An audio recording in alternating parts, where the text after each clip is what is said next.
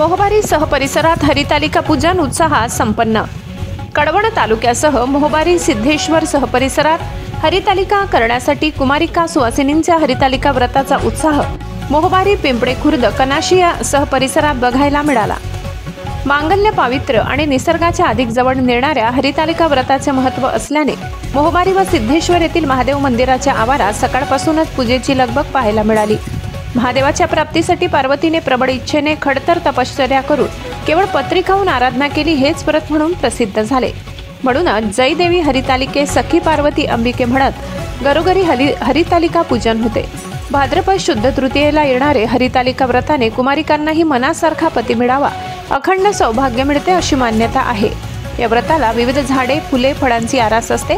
हरितालिकेच्या प्रतिमाई होत्या। या व्रतासाठी बेलपत्राची रांगोळी काढून त्यावर चौरंग किंवा पाट ठेवून त्यावर वाळूची पिंड अर्थात वालुका शिवलिंग पूजन होते।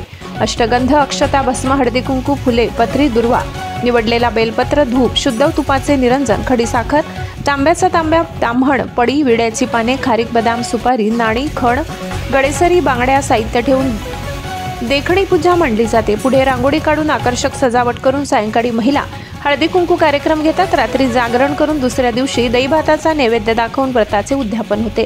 कळवण तालुक्यातील मोहबारी व सिद्धेश्वर येथील महादेव मंदिरात हरितालिका माता पूजन सोहळा मोहबारी व परिसरातील सर्व महिला भगिनी सुहासिनी त्यांच्या उपस्थितीत हा सोहळा मोठ्या उत्साहात साजरा करण्यात आला।